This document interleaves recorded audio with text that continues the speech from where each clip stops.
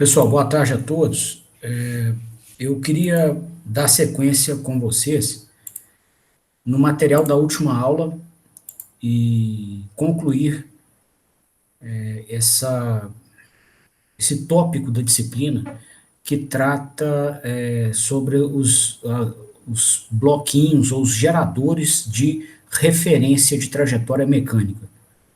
Esse material ele foi montado com uma série de exemplos que ilustram como você pode usar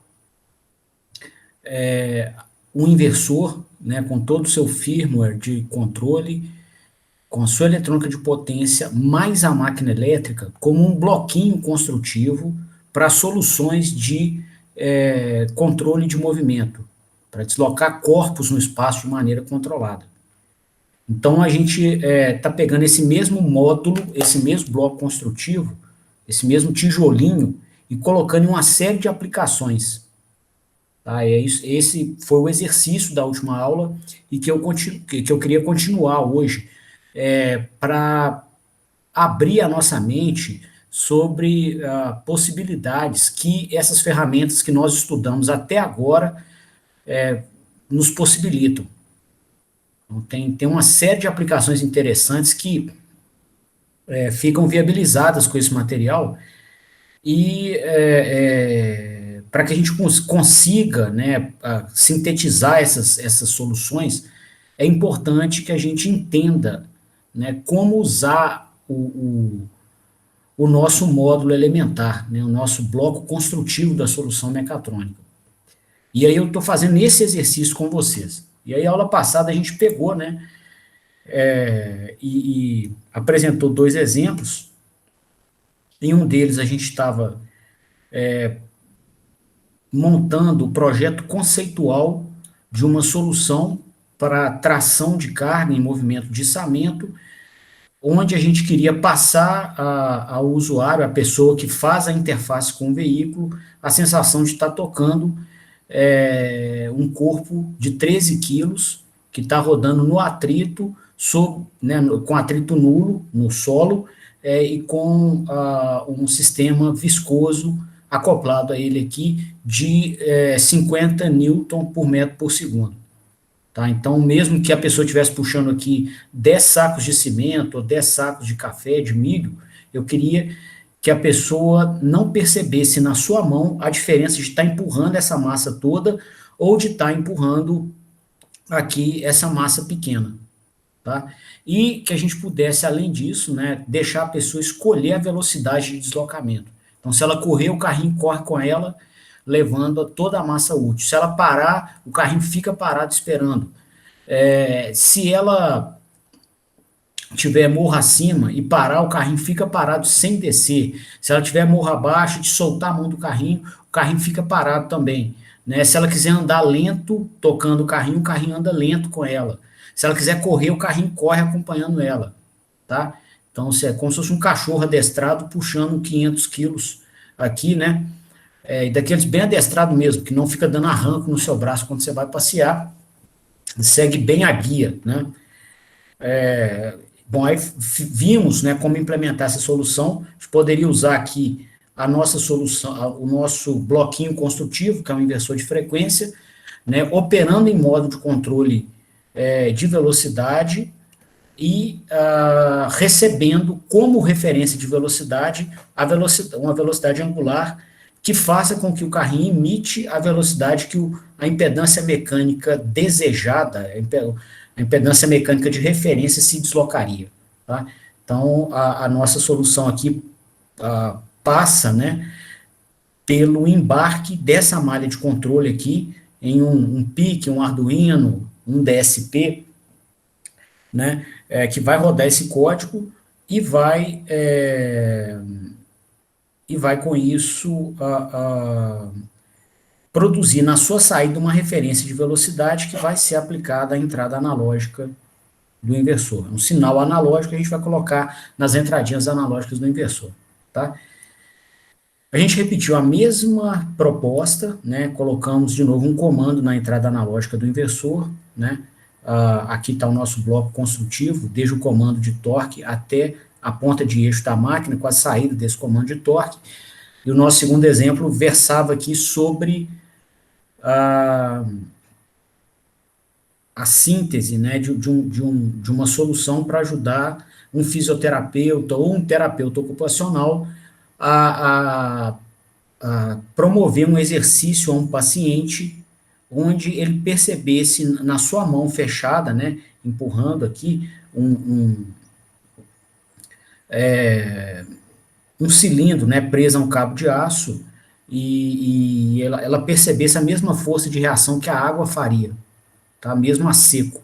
Então a gente queria que o nosso sistema mecatrônico imitasse a água aqui. E aí nós também fizemos, né, a estratégia até criar um comando de torque, né, nesse caso aqui, para não limitar a velocidade que a pessoa vai impor aqui no movimento, a gente propôs, então, fazer como a água. A água impõe uma força restritiva, né, que é proporcional à velocidade que você desloca, tal como acontece com elementos viscosos, e a gente, então, colocou uma força restritiva da mesma magnitude. A gente mede a velocidade o tempo inteiro, e com essa medição de velocidade a gente calcula, né, qual seria a força restritiva que a água faria. E aí a gente vai e impõe a mesma força aqui numa polia que traciona o cabo de aço, tá? Exercendo o torque aqui para trás, ok? Então, tendo aqui a recuperação do material, né, da última aula, eu vou seguir aqui com uma série de exemplos, fazer o exemplo 3. E no exemplo 3 eu queria montar com vocês um sistema para uso em academia, tá? Seria uma polia com carga dinâmica, tá? Igual naqueles exercícios de supino que a gente faz, né, geralmente no dia que vai lá pagar a mensalidade da academia e faz a ficha do mês, e aí tem um que você puxa para trás assim, ó, chama supino, né? Eu vou montar com vocês aqui um supino dinâmico, você vai conseguir emular a massa que você quiser e promover regeneração de energia enquanto a pessoa se exercita. Vamos um supino ativo, tá? Então, a ideia, pessoal, é qual, né? A gente vai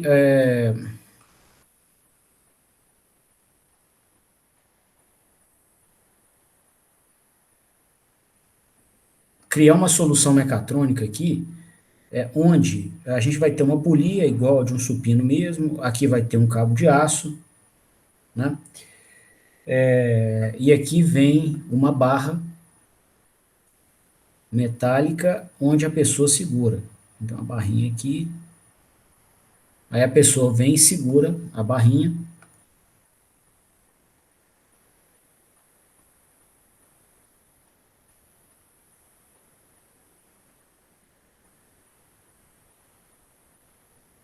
tá?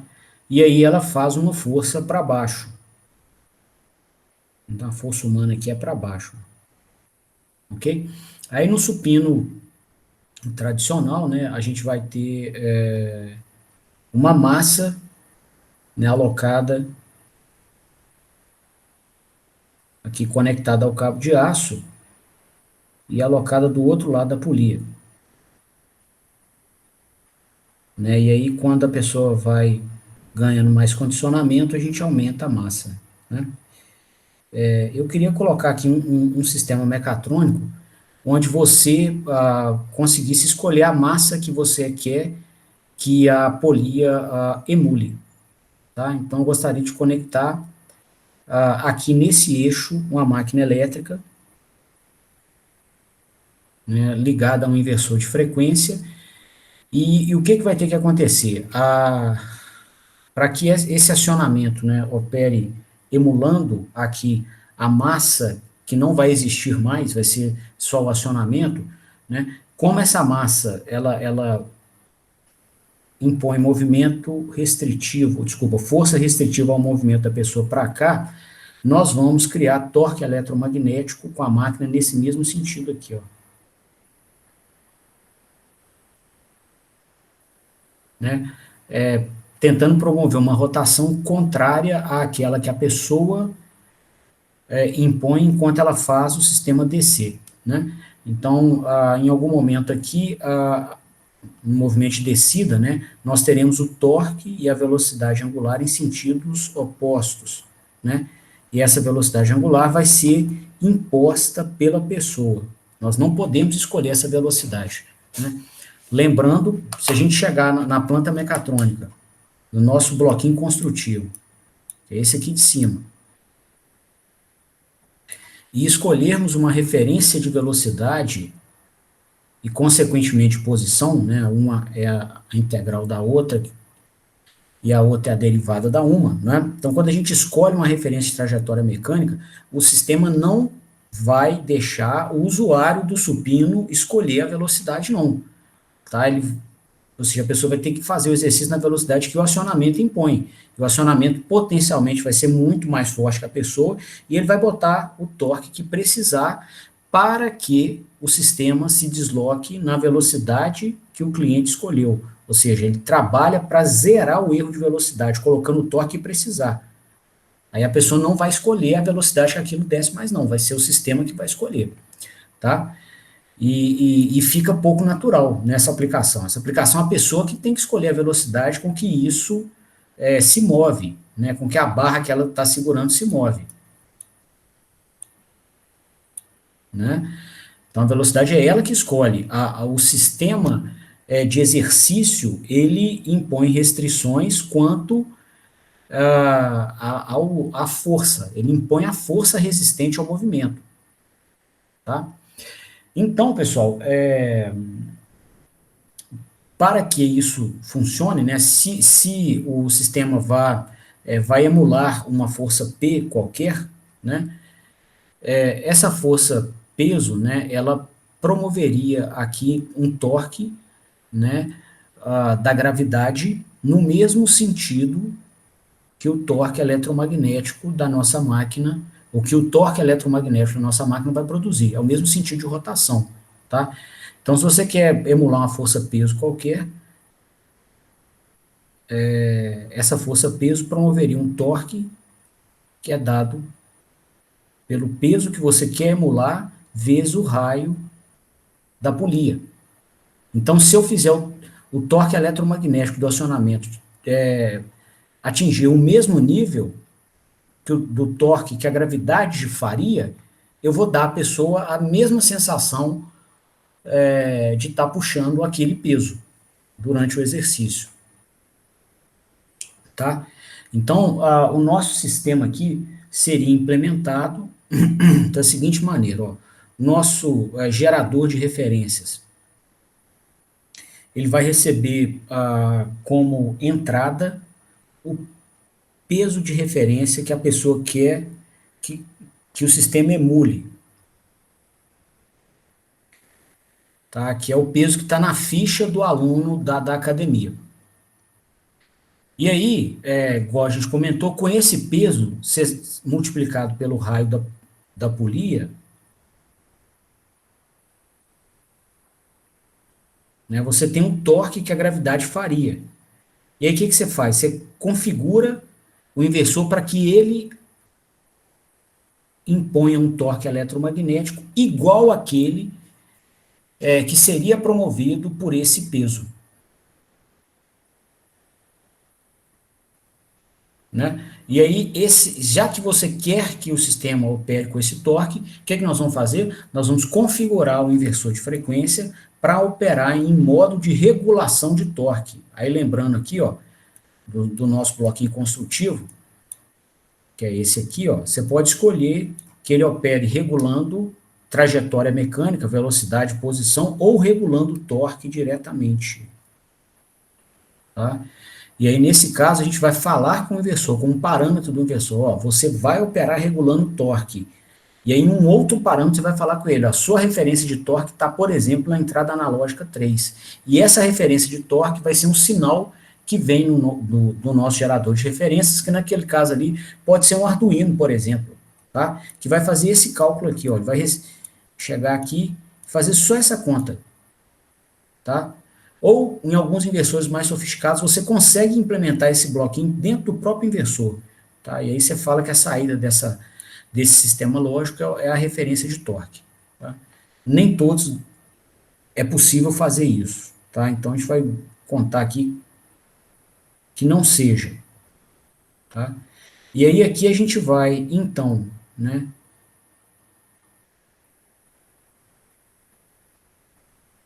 passar esse comando de torque, operar com o sistema de controle, né, por regulação de torque. Então, vai operar somente a malha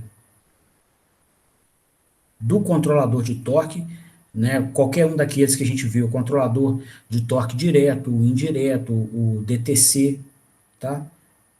Alguma malha que implemente o controlador de torque.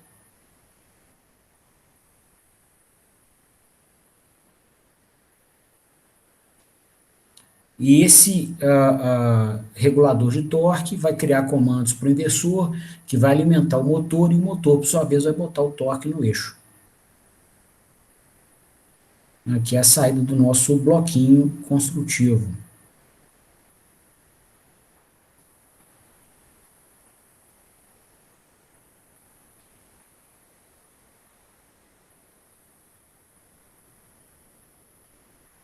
Tá? E aí o torque aparece no eixo, ele então vai participar, né, vai ser um sinal que vai influenciar na dinâmica de regulação do movimento do eixo mecânico. Né, e aí a dinâmica do eixo é regida pela segunda lei de Newton.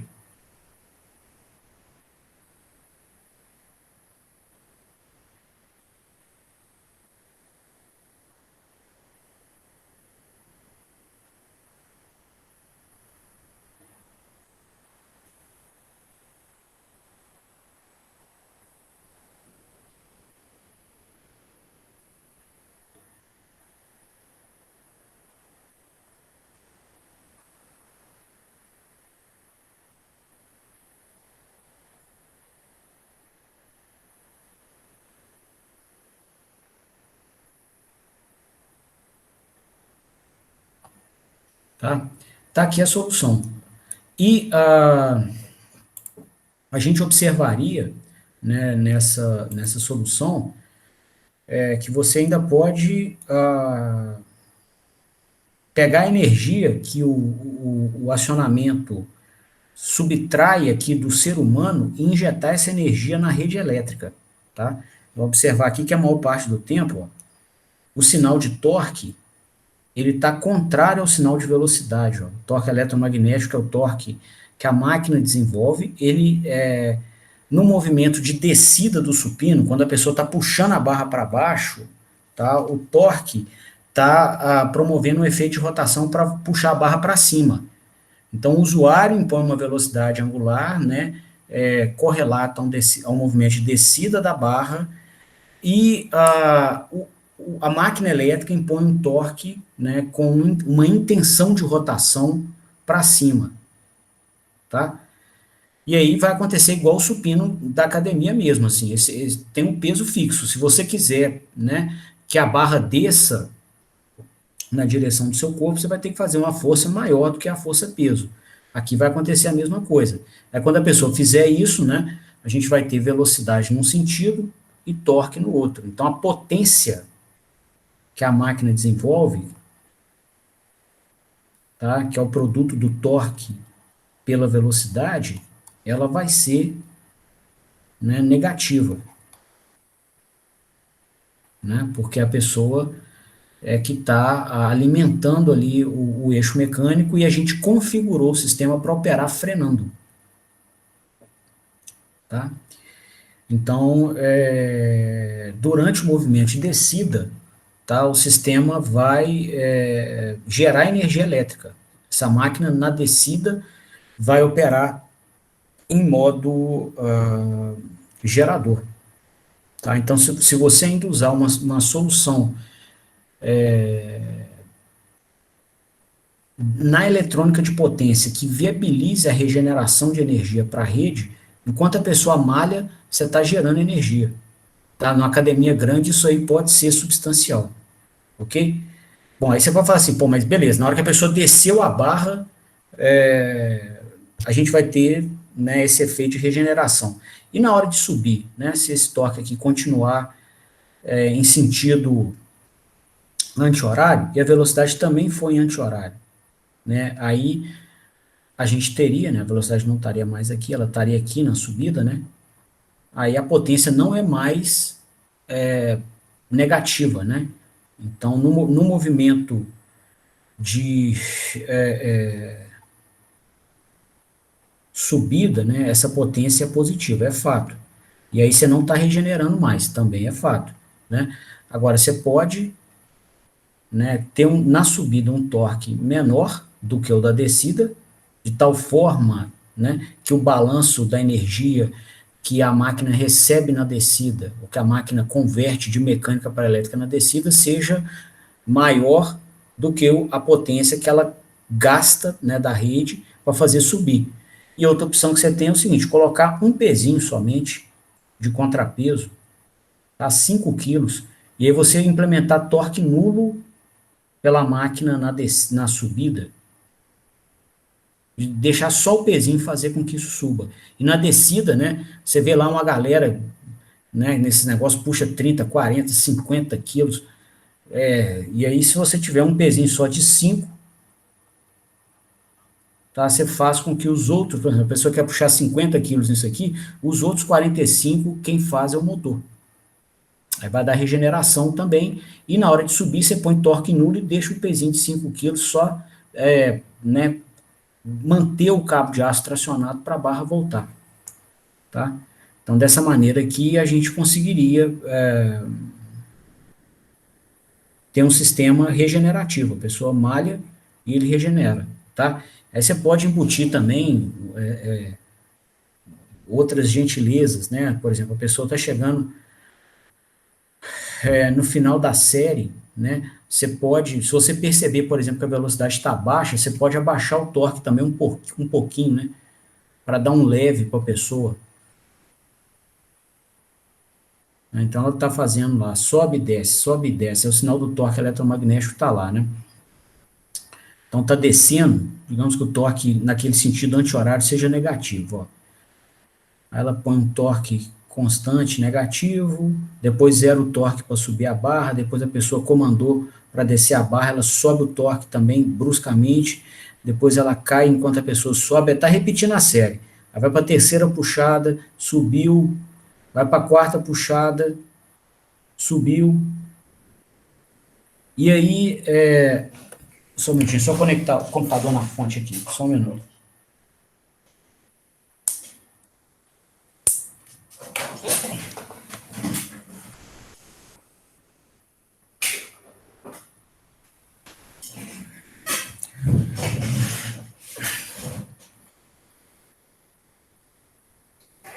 Bom, e aí, pessoal, no final, né, na hora que a pessoa fez vários, aí tá chegando os últimos, né? Aí ela tá lá, de repente o sistema percebe que a velocidade está baixa, né? Vamos desenhar o sinal de velocidade aqui também, ó. Ele poderia ter essa forma de onda aqui, ó. Então aqui, ó, toda vez que o torque eletromagnético está negativo, significa que a pessoa está, né, é o sinal do torque, ela está puxando, né, a barra para baixo. Na hora que ele fica nulo, quer dizer que a barra está voltando, né? Está indo lá para cima, está esticando o braço, tá? E aí a gente teria velocidade na seguinte forma de onda, ó, né? Ficava positiva, aí a pessoa frenava, vou ver aqui uma outra cor, vai ficar mais legal. A pessoa frena e para lá embaixo, tá? Aí ela pega e sobe. Então, partiu, está chegando no limite, frenou. Ela sobe, frena, para.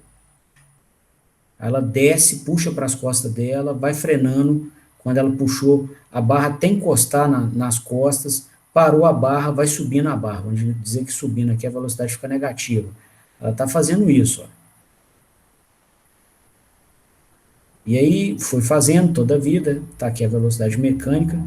A gente pode medir esse sinal também no nosso gerador de referências, e na hora que a gente vê, por exemplo, que nesse ciclo aqui, ó, na hora que a velocidade começou a subir, ela está constante um tempão, ó. Ela não chega no pico mais. Está constante um tempão. O que, que você deduz ali, né? Que a pessoa está fadigada. Nossa, está exausta. Aí o que, que você faz? Ó, você estava com o torque constante, né? Você pode, para a pessoa não se machucar, inclusive, baixar o torque um pouco,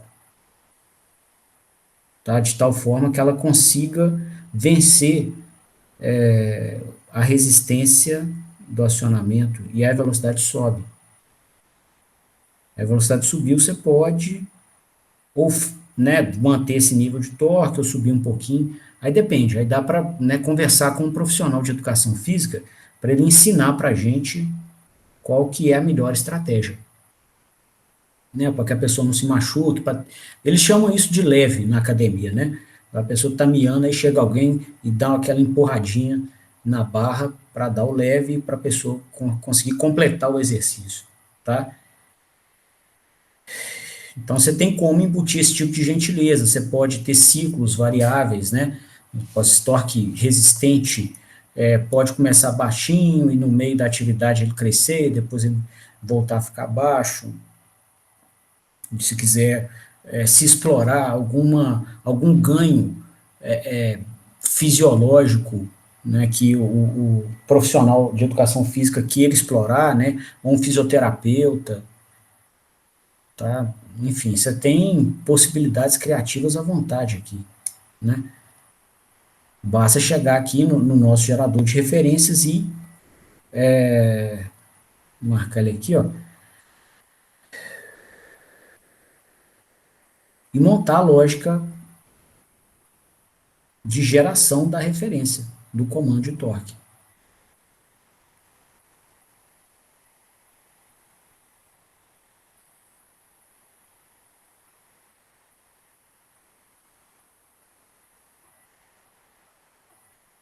E aí, o exemplo que eu estou mostrando aqui, né, para o supino, se aplica em N outros aparelhos.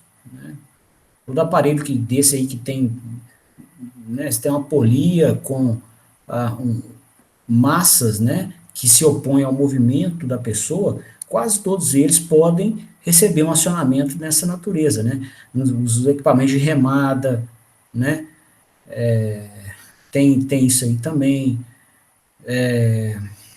Aí tem as diversas remadas, né? Você vai mudando a barra que você pega, vários deles podem receber.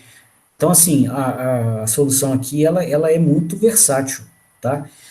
E se for bem feitinha, com cuidado, e gerar energia elétrica, de tal forma que até o dono da academia possa vender para a concessionária, ou reduzir a conta dele, né? Isso é muito bem-vindo, né?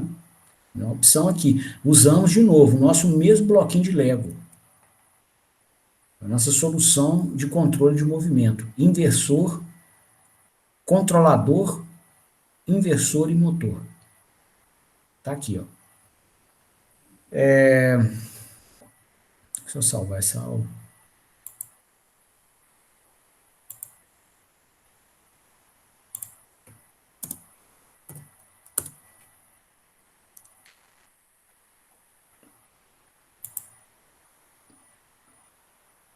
Bom, um outro exemplo aqui, pessoal, agora para ambiente de laboratório, seria um dinamômetro ativo, tá? Um sistema para geração de torque.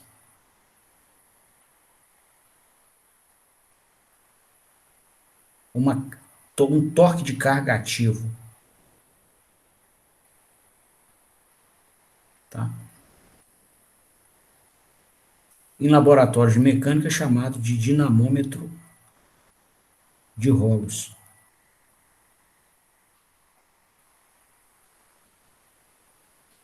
Então, nesse cenário aqui, a gente gostaria de avaliar o desempenho de um veículo ou de uma unidade desse veículo, por exemplo, o sistema de tração dele, em laboratório. A gente não queria ir para a rua, a gente gostaria de avaliar o desempenho do veículo em ambiente de laboratório, porque é mais fácil colocar instrumentação no veículo, fazer ajustes no controle da central eletrônica, fazer medições de emissões, né, pelo escapamento dele, com toda a instrumentação que isso demanda, armazenar dados, tudo isso fica muito mais fácil em ambiente laboratório. Só que o carro ele é pensado para andar em estrada, né? Então, como fazer testes em laboratório que sejam representativos do que o veículo veria na rua, na estrada? Então, para conseguir, né, ter essa representatividade, tanto em laboratório quanto em simulações computacionais, existem ciclos padrão de dirigibilidade. Tá? E aí a gente pode tirar conclusões do desempenho do veículo quando o veículo é exposto a estes ciclos. A comunidade aceita, né, os ciclos são muito bem montados, são representativos de uma grande fração dos usuários de carros, e aí os resultados que você extrai do veículo, quando o mesmo é exposto a estes ciclos, a, são representativos dos resultados que seriam vistos pela grande maioria dos motoristas com aquele carro na rua. Ok? Então você tem esses ciclos.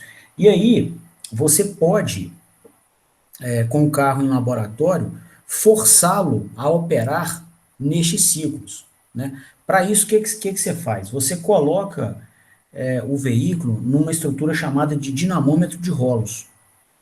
Então você chega aqui, ó, e coloca o pneu do carro em grandes rolos.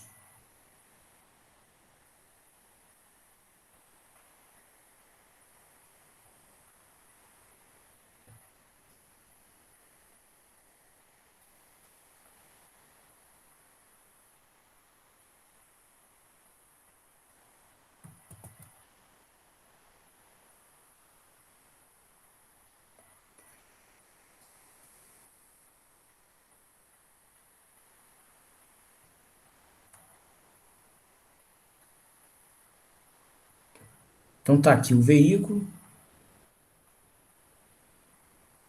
esse pretinho aqui é o pneu dele,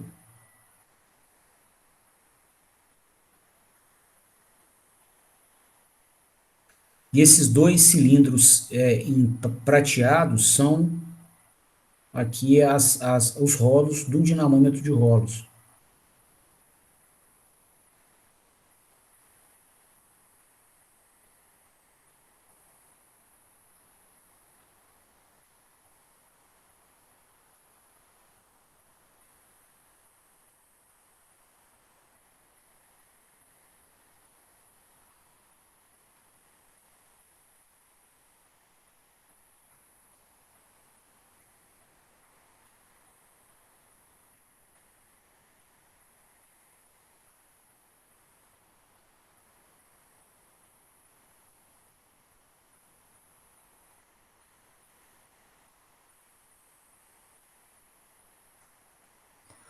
E a gente coloca os dois pneus traseiros, né, em um rolo, e os dois pneus em um par de rolos, e os dois pneus dianteiros em um outro par de rolos. Tá? E aí a gente liga nesses rolos um acionamento elétrico, desse mesmo que a gente conversou aqui nas nossas aulas. Tá? Por exemplo, na roda de tração, você pode ter três rolos rodando a vazio com baixo atrito. E aqui, ó, a gente, nesse eixo, por exemplo, a gente conecta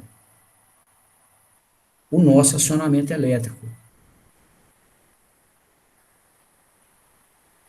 Né? Pode ter transmissão mecânica e tudo mais.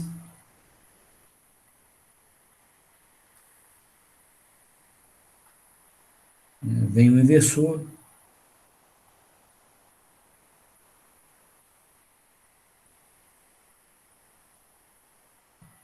alimentando as três fases da máquina.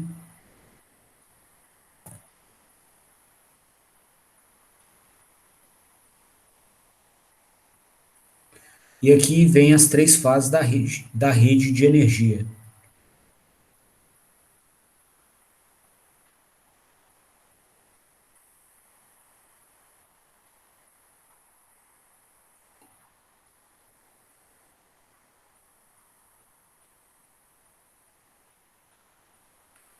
Tá? E aí, pessoal, o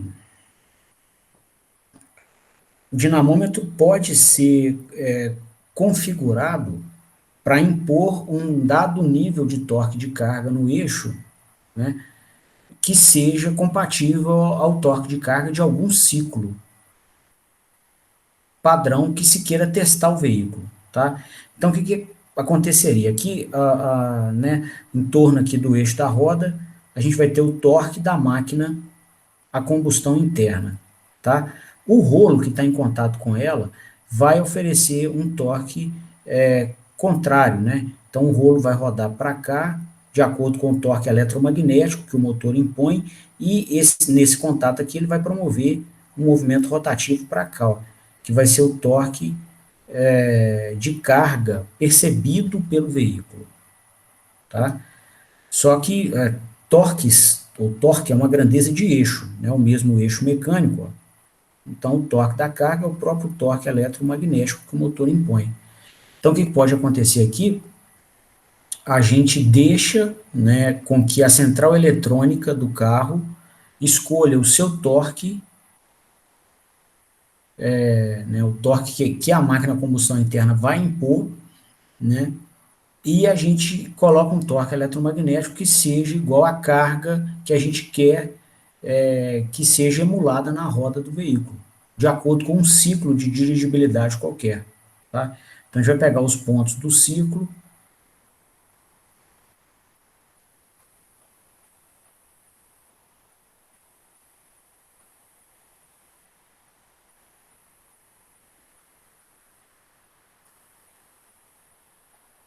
com um dado nível de torque de carga, né? Velocidade cresceu, frenou, está constante no plano, começou a subir a velocidade no plano, frenou num sinal, parou, ficou um tempão parado, acelerou de novo, aí vai aumentando a velocidade, vai subindo o torque resistente do vento, vai variando, etc. Digamos que seja esse aqui o torque de carga que esse veículo iria observar ao seguir um ciclo de dirigibilidade padrão. Então a gente pega esse sinal aqui, ele pode estar no arquivo TXT, né, onde cada linha tem o tempo e o torque de carga, tá? E a gente vai colocar esse torque de carga como sendo a referência de torque eletromagnético para o acionamento elétrico. Nós vamos chegar aqui e vamos conectar o nosso gerador de referências, que vai ser essa estrutura aqui,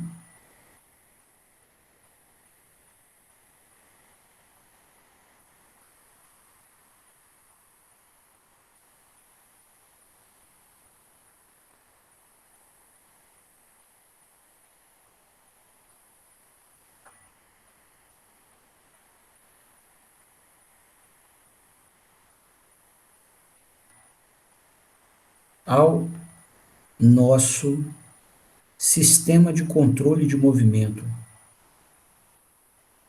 que vai ter o controlador, o inversor e o motor, tá? Nesse caso, o nosso sistema de controle de movimento vai ter que operar por regulação de torque.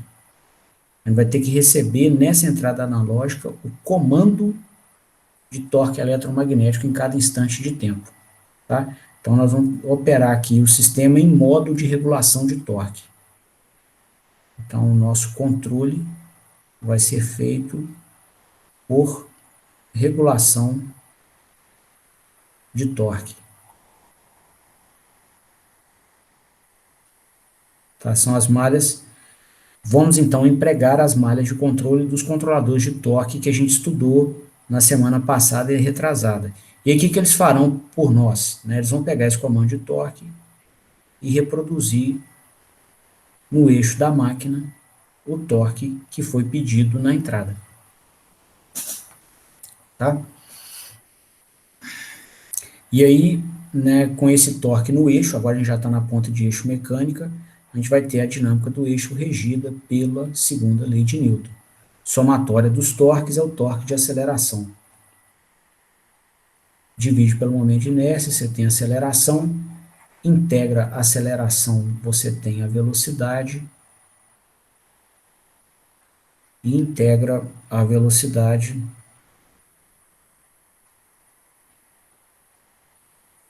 você tem a posição. Né? Vai ter um atrito viscoso aqui dos rolamentos, que produz um torque proporcional à velocidade. Tá?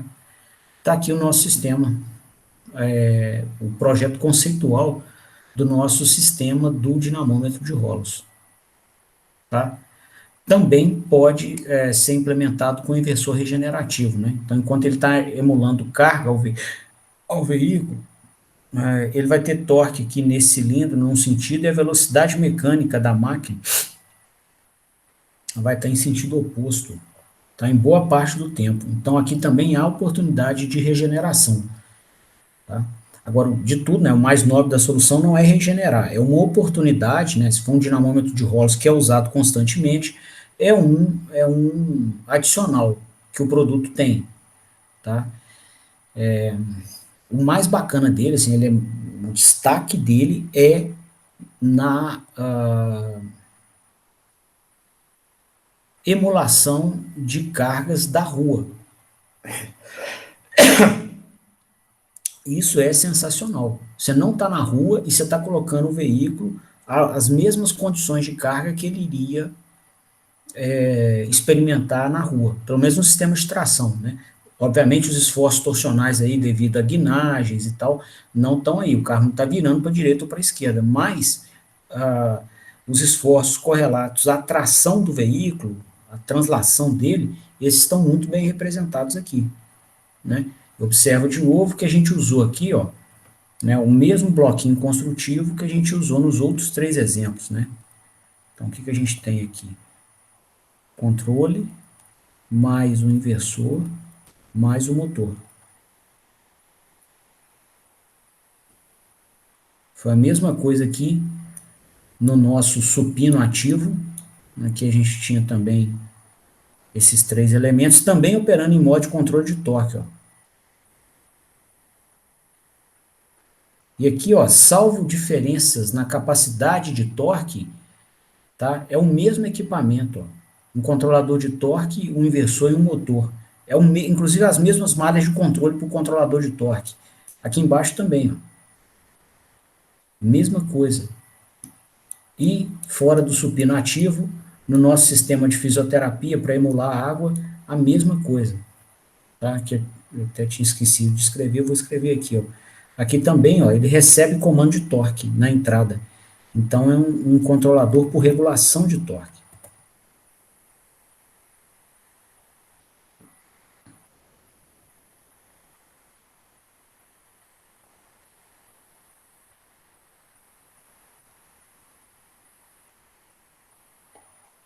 Tá? Aí, de novo, aqui controle, né, que é o controlador de torque, mais o inversor, mais o motor, tudo integrado. A mesma solução dos bloquinhos lá de baixo, muda o tamanho, né, são um inversor menor, com um motor menor, então muda o tamanho dos elementos de potência, somente. O controlador é o mesmo, tá? Que é a mesma aqui, ó, só que aqui a gente está operando em modo de controle por regulação de velocidade, né, que é no sisteminha que compõe a solução de cooperação homem-robô. Tá? Aqui é um sistema de cooperação homem-robô.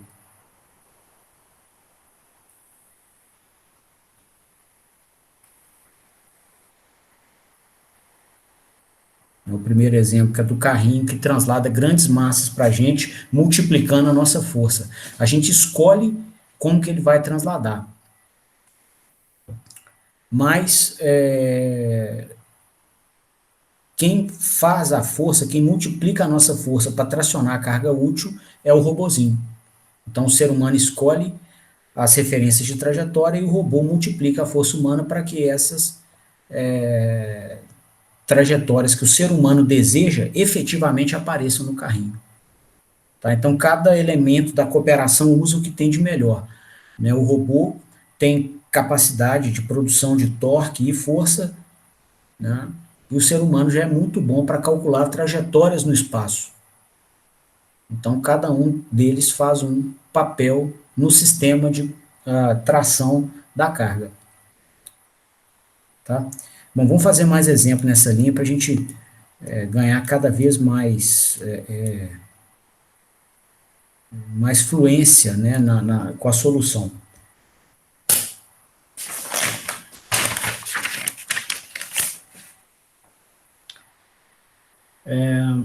Da mesma forma que a gente fez lá em cima um sistema para auxílio à tração humana em movimento de translação, a gente pode fazer para içamento também. Vamos trabalhar um pouquinho com esse exemplo.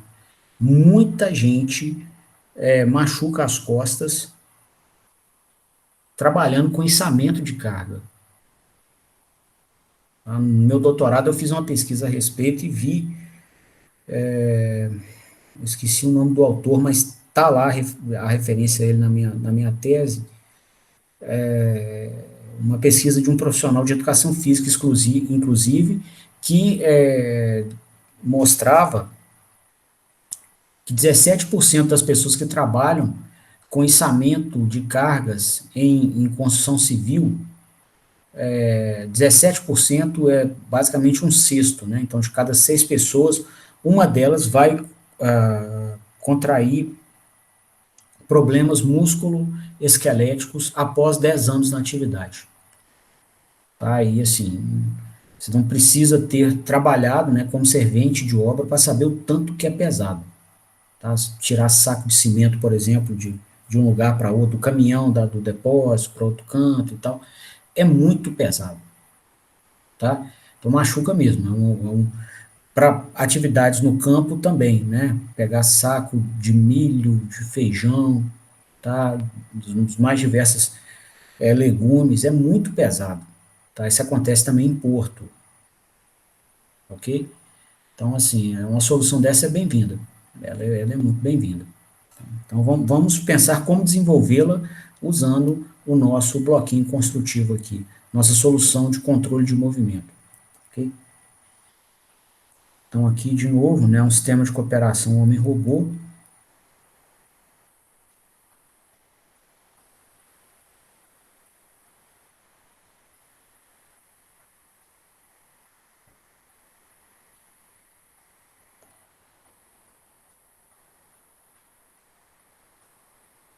dedicado a içamentos.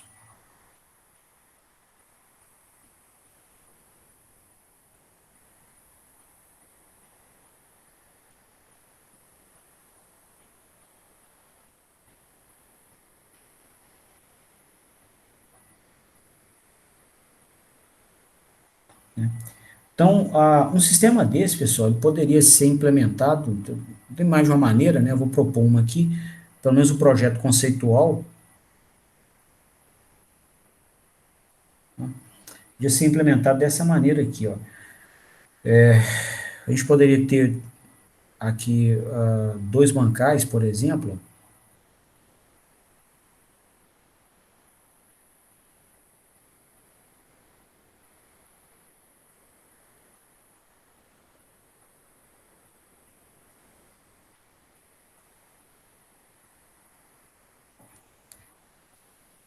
apoiados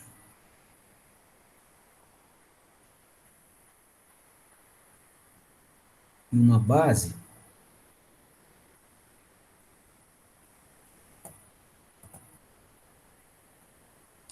e a gente poderia colocar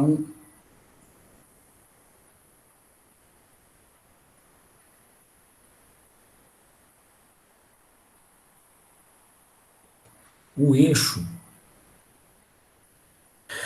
da máquina, né, acoplado a uma barra metálica.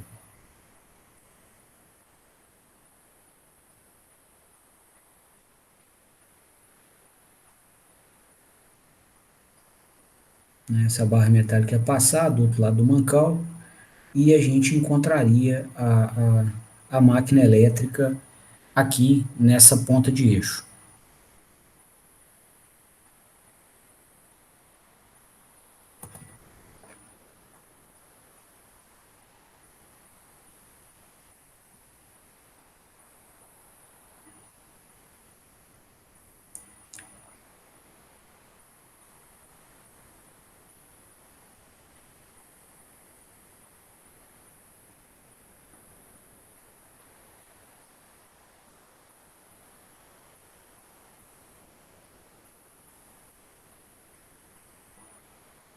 Ok?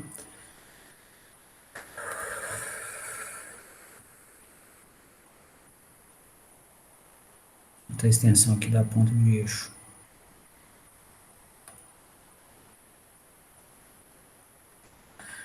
E a gente poderia, né, ou por um acoplamento por chaveta ou por interferência, né, se esquentar uma polia e ela dilata, enquanto ela está quente e dilatada, a gente coloca, né, o centro dela no meio aqui desse vão, ou no meio do eixo mesmo, né? Então chegava com uma polia qualquer e montava ela aqui, ó.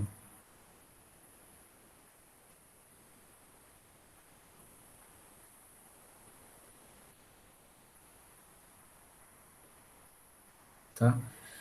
E essa polia montada aqui,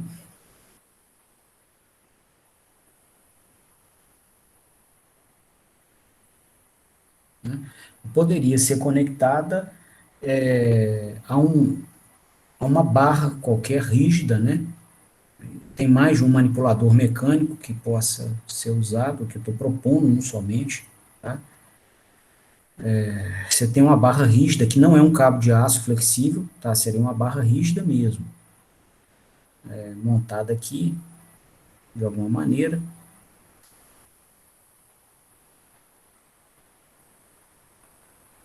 Mais simples dos simples, um metalon, por exemplo, aqui, ó. Tá? Obviamente, dá pra ter manipuladores mecânicos muito mais sofisticados e interessantes, né? E a gente colocaria, tá, por exemplo, uma célula de carga aqui, ó,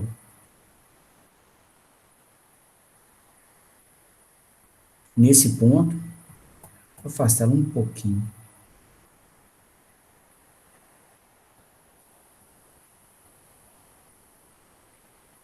E agora sim um cabo de aço com a carga útil do cliente aqui, ó.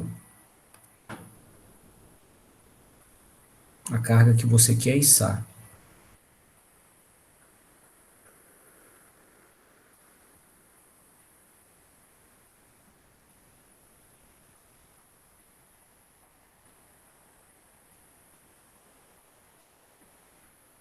Bom, e aí a gente poderia ter alguma estrutura para amarrar isso, né? Aí, igual eu estou comentando, esse é o projeto conceitual do acionamento. Depois tem que montar os manipuladores mecânicos para que isso funcione, né? Entre o projeto conceitual e o sistema rodando, ainda há muito trabalho, é fato. Só que nada acontece se não tiver o projeto conceitual, né? Não adianta que nada, se não tem o início da coisa, ok? Então, essa aqui é a carga útil que a gente quer içar, tá? A gravidade está aqui para baixo, tá? Então, um movimento de içamento e digamos que a pessoa toque aqui, ó,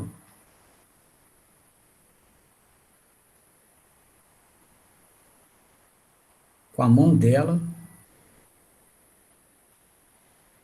tá? E empurre isso para cima, tá? Toque nessa célula de carga, empurre isso para cima e consiga fazer pouquíssima força, tá? A força humana que fosse baixa,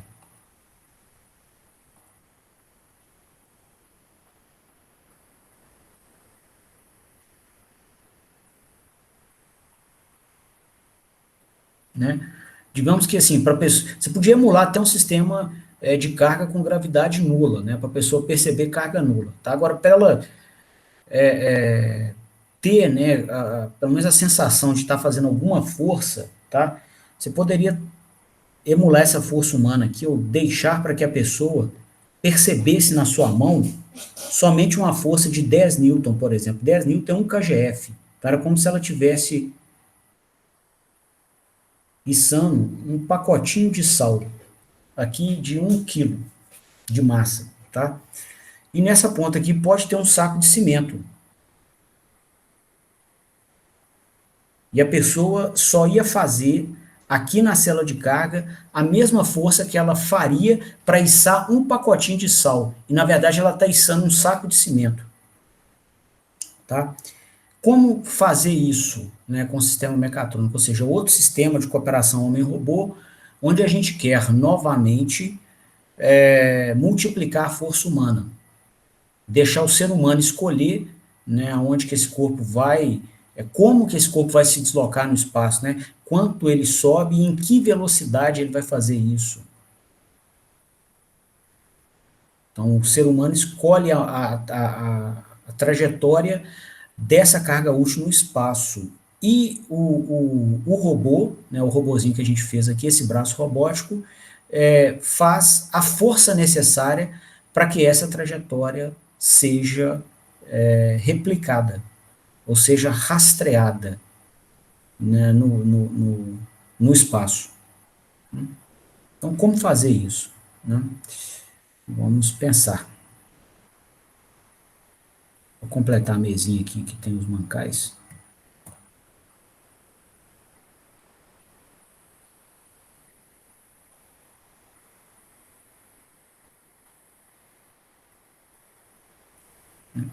Então, se a gente quer, né, que o ser humano perceba uma força de 1 kg-força, né, ou de 10 newton, a primeira coisa é criar um sistema dinâmico na geração de referências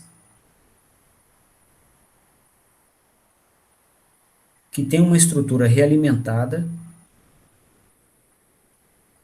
e que opere com uma referência de força igual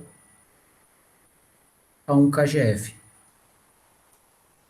E a gente, então esse é o set point, é o valor desejado, né? Esse set point seria uma variável de um programinha em C, por exemplo, que está embarcado em um Arduino, em um PIC, em um DSP, tá? E a gente vai realimentar a força humana real, que está sendo medida aqui na célula de carga, né? E a diferença entre aquilo que a gente gostaria e o que realmente está acontecendo vai configurar um erro de força humana. E aí a gente vai tomar uma ação de controle, sintetizando o torque eletromagnético aqui na máquina,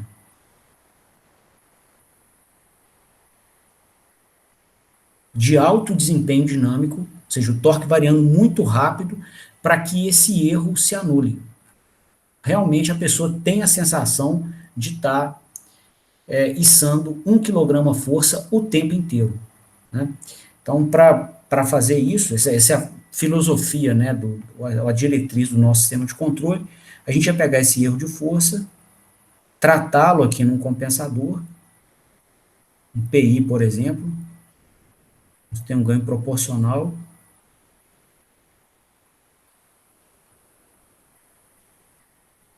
e um ganho integral aplicado ao sinal de força humana. O ganho integral, né, você depois tem que integrar, você pode integrar o erro ou multiplicar o erro pelo ganho e integrar depois, não faz diferença.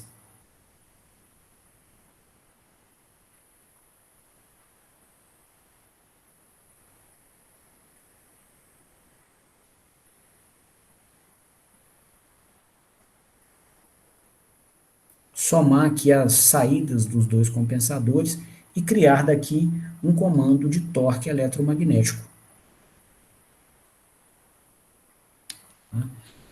Então, se, né, houver erro de força, tá, a gente vai criar um novo comando de torque eletromagnético tentando zerar esse erro, né? E aí, como que a gente garante que esse torque efetivamente vai aparecer aqui no eixo do motor para ajudar a pessoa no içamento?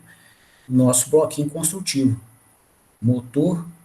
Controlador, inversor e motor com operação por regulação de torque.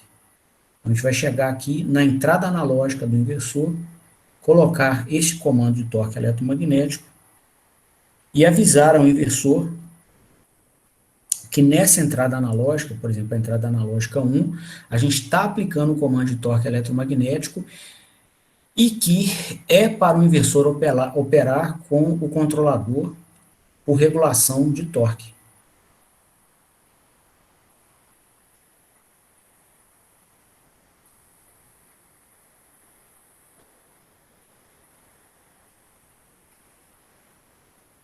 Tá? Ou seja, para usar o controlador de torque que a gente estudou nas aulas da semana passada e retrasada.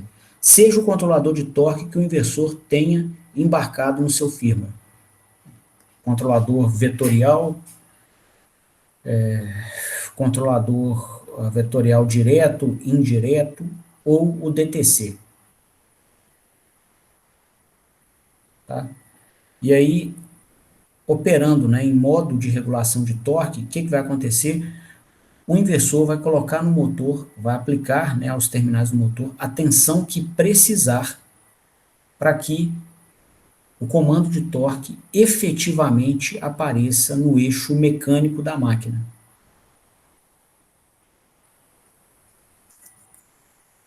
Ok? Então essa estrutura é, de novo, controlador, mais inversor, mais motor. Ela vai operar sob essa diretriz. Tá? A velocidade que der, deu, ele não se importa. A tensão que ele precisar colocar, ele vai colocar, mas ele vai garantir que o torque comandado na sua entrada efetivamente apareça na sua saída, que é a ponta de eixo do motor. Né? E na ponta de eixo, a dinâmica é regida pela segunda lei de Newton. Somatória dos torques vai dar o torque de aceleração. Divide o torque de aceleração pelo momento de inércia. Você tem a aceleração angular. Integra ela. Você tem a velocidade. Integra a velocidade. Você tem a posição.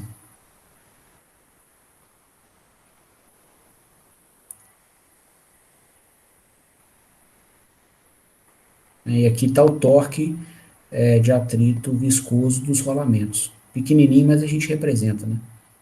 Em todos os cenários. Tá? Então aqui está montada a nossa solução. Mesmo bloquinho construtivo. Somente, né, de novo, a gente vai mudar o sistema de geração de referência de torque. O nosso bloquinho de gerador de referências, que seria implementado num microcontrolador à parte, ele teria essa estrutura aqui.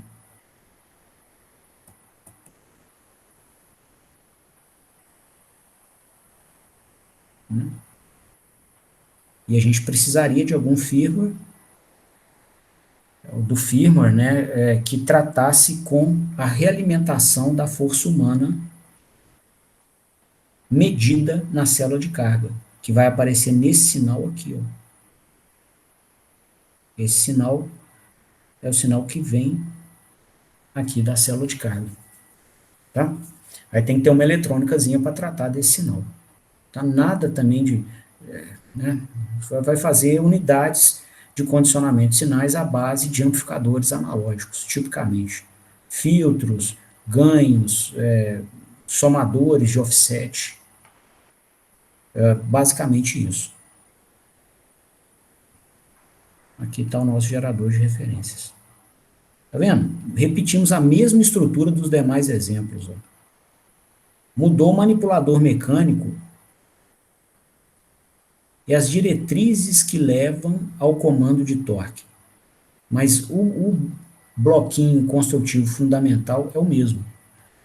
E aqui é uma solução totalmente diferente, pelo menos em termos da manipulação, do manipulador mecânico, Até antes desse comentário, assim, né? O que eu quero destacar? Olha a versatilidade do nosso bloquinho mecatrônico elementar, né? Que é o controlador com inversor com motor. Está no quinto exemplo, com manipuladores mecânicos totalmente diferentes, e ainda assim serve o mesmo bloco elementar. Igualzinho a gente usou nos outros 4 exemplos. Ó. Olha como é que ele é versátil. Você pode usá-lo desde o cenário onde você está numa mesa um dinamômetro de rolos desse para um laboratório de ensaio de veículos, até um sistema para ajudar em içamento, né, de massas, até um pequeno veículo que você quer deslocar no espaço, até sistemas de fisioterapia, igual a gente fez para emular a água aqui, passando por sistemas de musculação, atividade humana, que a gente fez um supino ativo até com regeneração de energia e com controle ativo de carga. E o bloquinho construtivo é o mesmo. Olha aqui a versatilidade dele, é o mesmo bloquinho. Tá? Bom, e se a gente continuar esse exercício, né, tem uma infinidade aqui de soluções interessantes que a gente pode construir usando o mesmo bloquinho elementar. E eu queria compartilhar com vocês uma que eu desenvolvi uma vez para rastreamento de carga em alto forno de usina siderúrgica. Então, aqui não é veículo, não é robô, não é um sistema de academia. Esse que vem no exemplo 6 agora é um sistema industrial. Tá? E ele é dedicado a medir o nível da carga no interior de um alto forno. Vamos colocar o título dele aqui.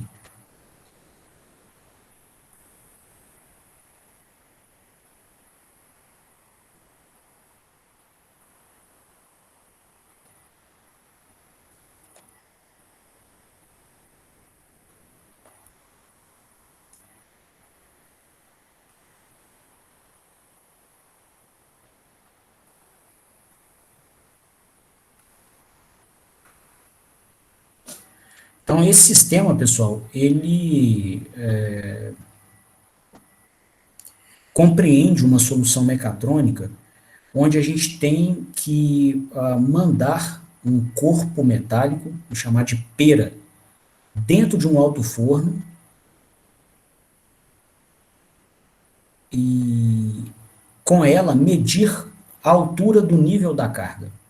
Né? Então, essa é a ideia elementar, eu vou desenhá-lo aqui, ó. Em grande siderúrgica, você vai ter altos fornos com 100 metros, 105 metros de altura. Bom, considerando que o pé direito típico de uma edificação são 3 metros, então de um andar para outro você vai ter 3 metros, um alto forno com 105 metros tem aproximadamente a altura de um prédio de 35 andares. É muito alto, muito alto. Alguns deles vão fomentar uma produção de ferro gusa, né? Você vai jogar minério e outros reagentes e vai sair ferro gusa lá embaixo, né? Aqui embaixo sai ferro gusa.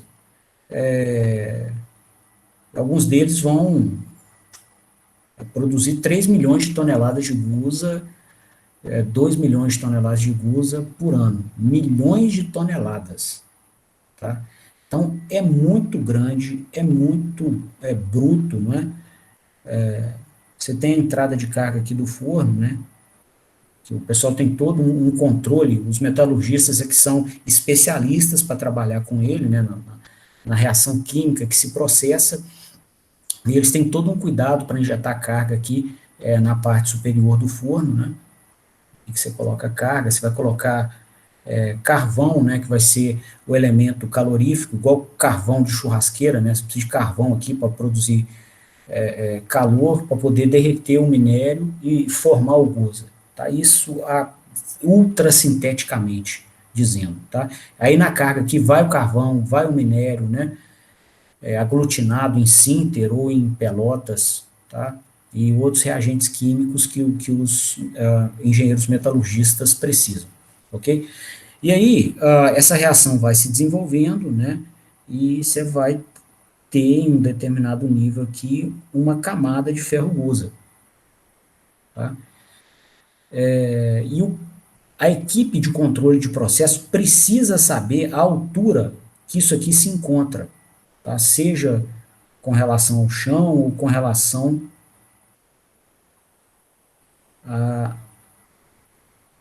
ao ponto de carregamento do forno.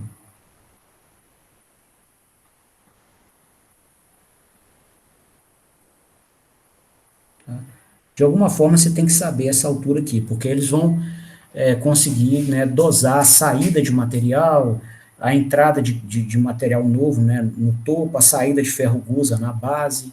Tá? Essa informação é nobre para eles. Ok? Então isso precisa ser medido.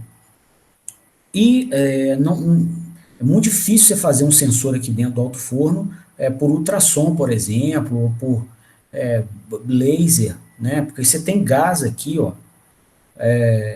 O sistema aqui é muito bruto, né?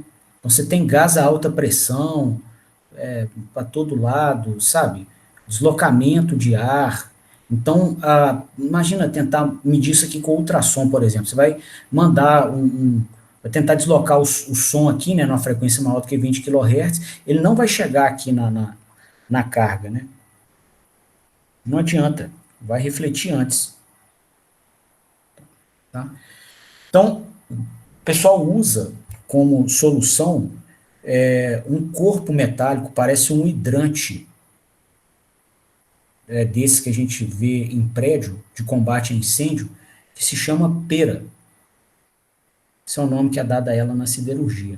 Tá? Essa sim aguenta, é um corpo, né, de aço maciço, tá? Tratado para operar aqui nessa temperatura e pressão enorme.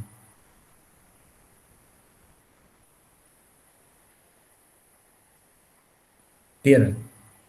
Pera tem acento? Deixa eu conferir aqui.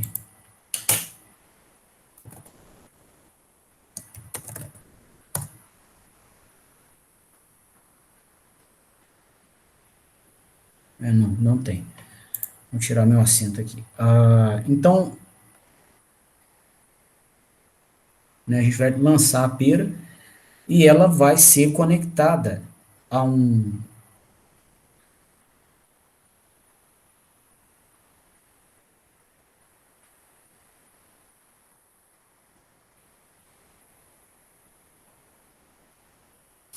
a uma polia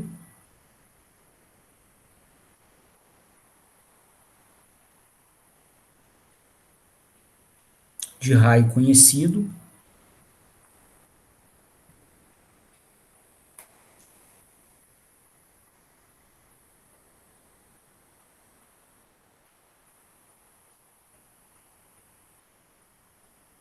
tá? E o eixo dessa polia vai ser conectado a uma máquina elétrica,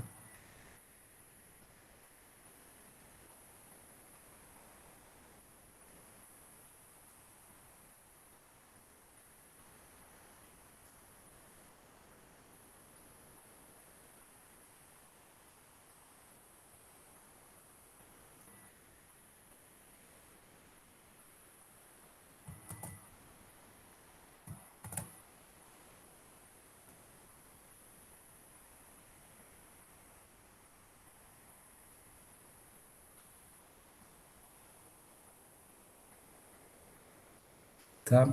Essa máquina elétrica, por sua vez, é alimentada por um inversor de frequência,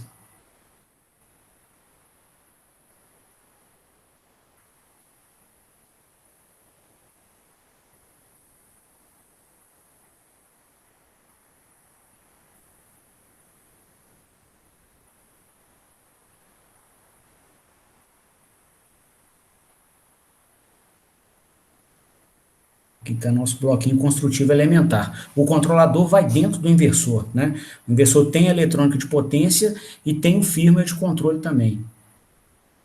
E o inversor, então, vem conectado à rede de energia.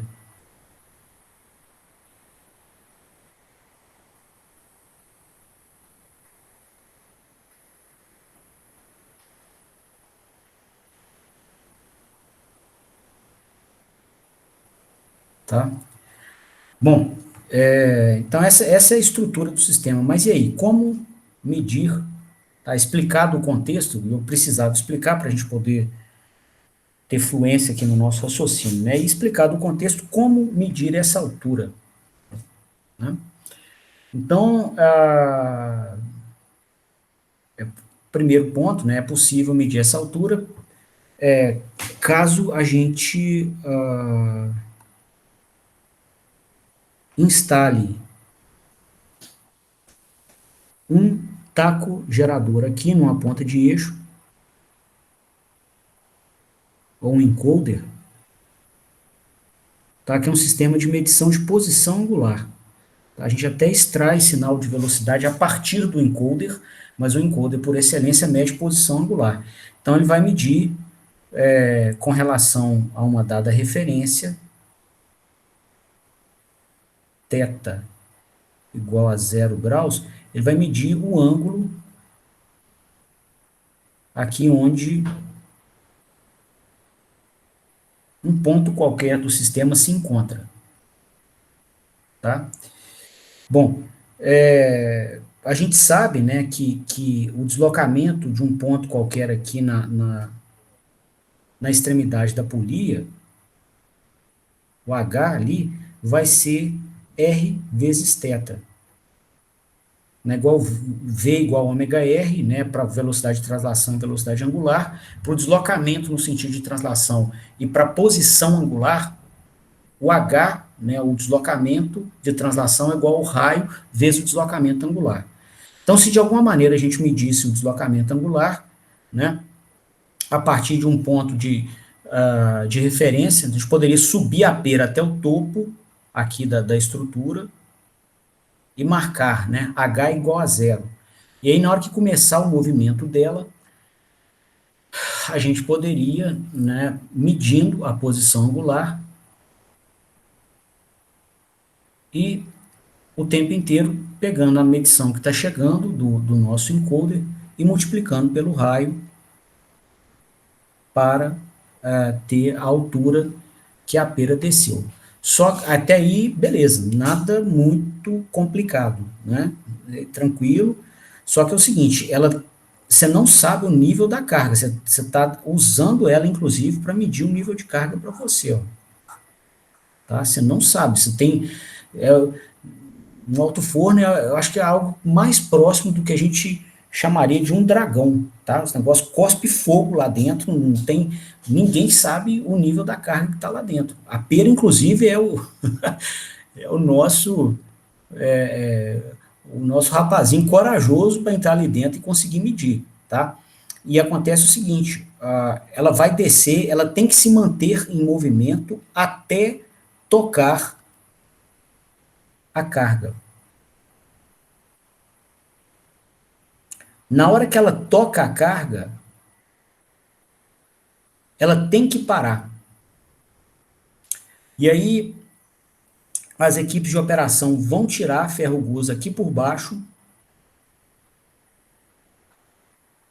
tá? Então, eles vão abrir a base do forno para o ferro-gusa sair. E aí o nível vai baixar. Na hora que o nível baixar, a pera tem que descer até ela encontrar o gusa de novo e parar de novo. Então o sistema tem que ser inteligente nesse nível. E enquanto ele está fazendo esse movimento,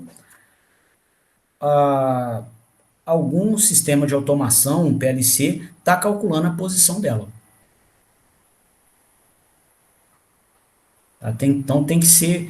A gente tem que sintetizar uma solução mecatrônica com essas condições de contorno. Tá? A pera desce até encontrar a carga, depois que encontra, fica parada o tempo que precisar, depois se a carga descer mais, ela vai descer e até encontrar o nível da carga de novo, encontrou, fica parada, e assim vai fazendo, até alguém da equipe de operação falar assim, opa, já descemos uma altura tão grande que basicamente não tem carga no forno.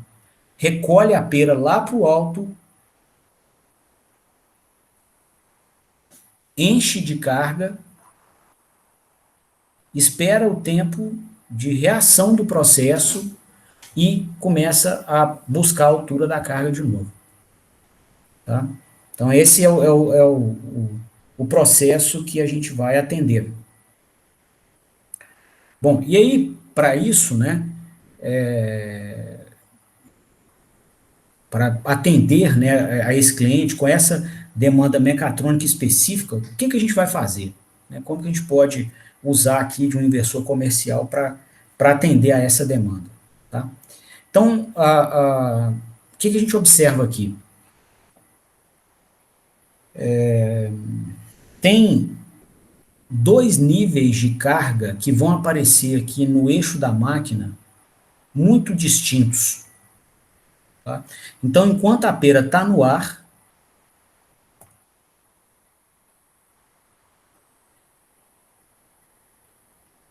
o que vai acontecer? Nós perceberemos aqui no eixo um torque de carga dado pelo efeito da gravidade.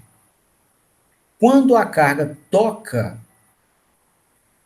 aqui, desculpa, quando a pera toca a carga, aqui, ó,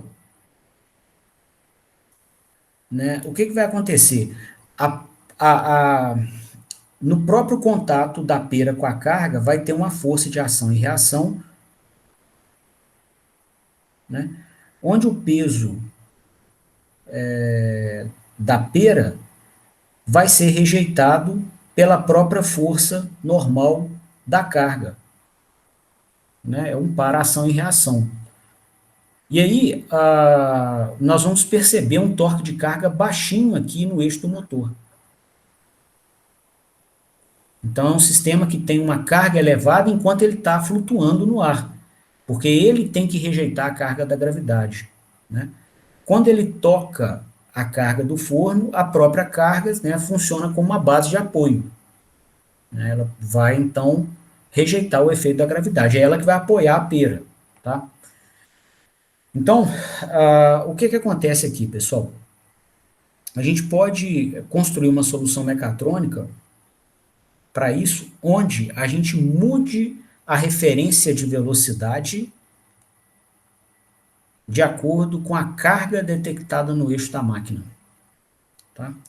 Então, a nossa velocidade mecânica angular ela pode variar em função da carga que nós temos no eixo. Né? E pelo que eu expliquei do processo, qual seria o critério dessa variação? Então, a gente teria aqui o seguinte, ó, se o torque de carga for alto, e a gente tem que identificar um torque de carga mínimo, né? Então, se ele for alto, significa que a pera está suspensa. Então, o que a gente faz? A velocidade, você pede ele para operar com velocidade não nula.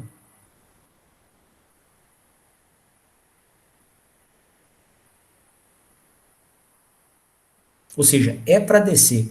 Então, é para ter velocidade angular aqui, promovendo o movimento de descida.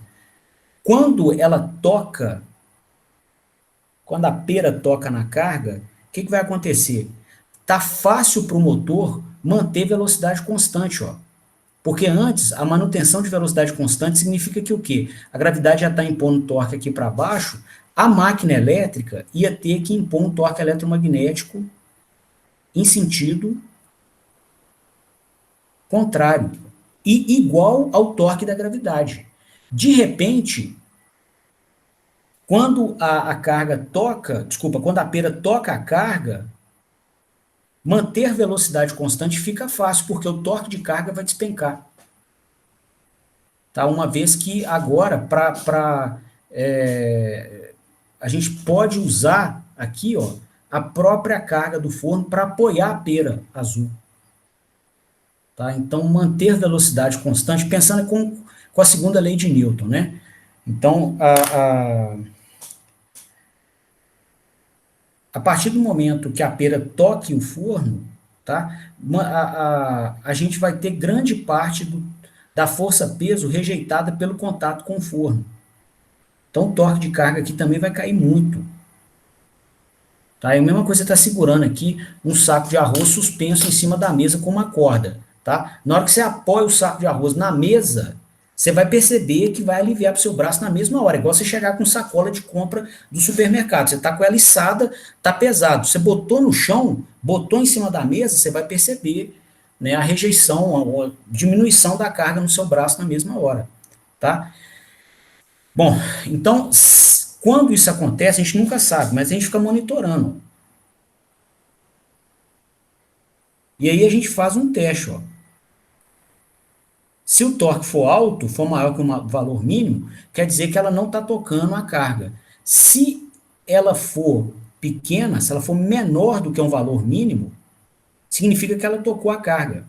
E aí ela tem que ficar parada, aconteça o que acontecer. O que significa isso em termos de variáveis mecatrônicas? Operar com uma velocidade de referência igual a zero. Então, a gente pode implementar isso aqui num gerador de referências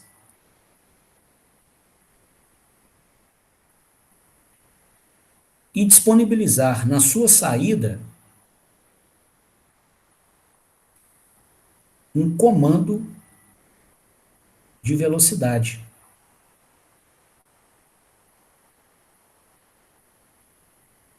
Que vai ser ou um sinal de uma rampa,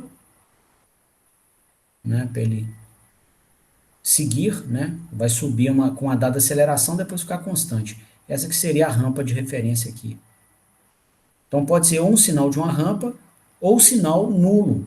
Ou seja, na hora que ele tocou a carga do forno, manda essa velocidade frenar e ficar em zero, que é o segundo cenário. E aí, já que a gente precisa desses dois sinais de velocidade distintos em função da carga, né, a gente vai pegar essa referência de velocidade e aplicá-la na entrada analógica do nosso bloquinho construtivo elementar. Então, nós vamos chegar aqui numa entrada analógica do inversor e avisar o inversor, olha, a velocidade de referência que você vai seguir está na entrada analógica 2, por exemplo. Tá? Ele vai pegar aquele sinal analógico que o nosso gerador de referência produziu e colocar aqui no nosso sistema de controle de movimento. Só que agora esse sistema de controle de movimento vai operar, né, por regulação de velocidade. Então vai ser um controle por regulação de velocidade. Então, ele regula a velocidade, ele recebe uma velocidade de referência na entrada e garante que ela vai aparecer na saída, no eixo da máquina.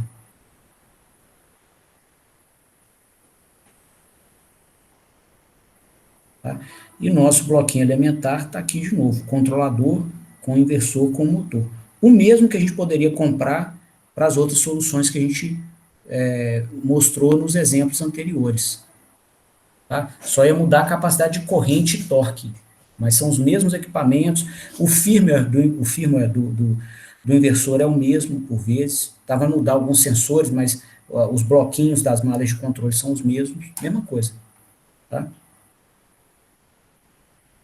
Igualzinho um Lego, né? Você tem as pecinhas fundamentais e você cria uma infinidade de montagens com ela, ou com elas, né? Bom, e um detalhe aqui, né, para implementar essa solução, comentamos N vezes que medir carga é difícil, né? Então aqui o nosso gerador de referências, ele está baseado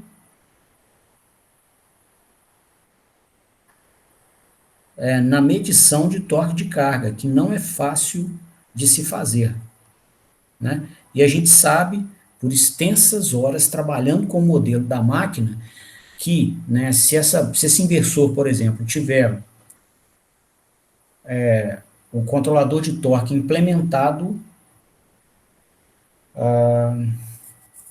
por um controlador vetorial, né, indireto, o torque vai ser um espelho da corrente de estator em eixo Q. Tá? Digamos que ele esteja, né, orientando o sistema DQ por fluxo de rotor, igual a gente mostrou no controlador vetorial de torque. Então, o torque vai ser um próprio espelho da corrente de estator em eixo Q, que é muito mais fácil de medir. Então, ao invés da gente testar torque, a gente testa a corrente que é proporcional ao torque, que seria a corrente de estator em eixo Q, né, no caso de um controlador vetorial de torque. Então, ao invés de testar, por exemplo, se o torque é menor do que um torque mínimo, eu vou testar se o ISQ é menor do que um ISQ mínimo.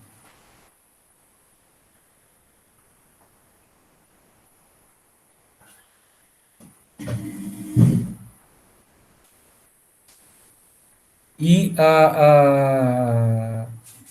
e aqui, ó,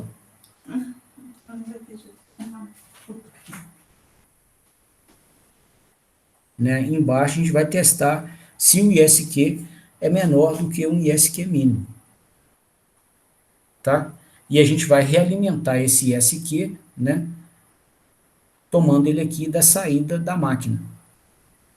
A corrente, igual a gente via nas simulações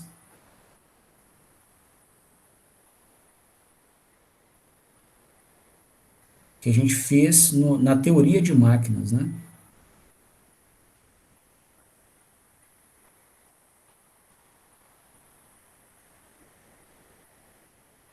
A corrente era uma das saídas do programa, né? Um dos estados de saída da máquina. Você impõe tensão, você impõe torque de carga, e a velocidade, a corrente e o torque eletromagnético são saídas. Então, você vai pegar uma saída dessa, você pode, inclusive, programar alguns inversores para que o seu ISQ venha numa saída analógica, analog output. E aí você usa, né, numa entrada analógica do gerador de referências. Tá, uma plaquinha do Arduino, uma plaquinha de um DSP também tem suas entradas analógicas. Tá? E aí você consegue implementar a lógica assim. Tá? Essa solução é legal demais. Funcionou igual uma uva. O dia que eu fiz, eu fiquei satisfeito da vida. Tá? É muito bacana, me acompanha direitinho. Você vê né, a produção estável, né, e conforme os modelos metalúrgicos, né, prevê, usando aqui o sinal de nível de carga sintetizado por essa solução mecatrônica aqui. Tá? E aí, pessoal, aí vai uma vida, né, mediante o que a sua criatividade mandar e pedir, você consegue soluções nesse sentido. Tá? Ou seja, a mesma estrutura, né, de controlador, inversor e motor. Você consegue comprar de prateleira. Tá? O controlador e o inversor vem num equipamento só. O motor vem à parte. Tá? Você compra de prateleira. Você vai na Comercial WEG, né, tem vários representantes, na Siemens, na ABB, na Schneider, na GE, na Convertim, francesa, na Yaskawa, japonesa, na Toshiba, japonesa, tá? Uma infinidade, não vou falar com infinidade, mas muitos fabricantes, muitas opções, amplas faixas de torque e corrente, e você consegue a solução. Tá?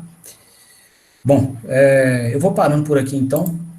Eu queria ter uma aula com vocês para tratar disso, e queria abrir a palavra para vocês, para perguntas, para intervenções que vocês queiram apresentar.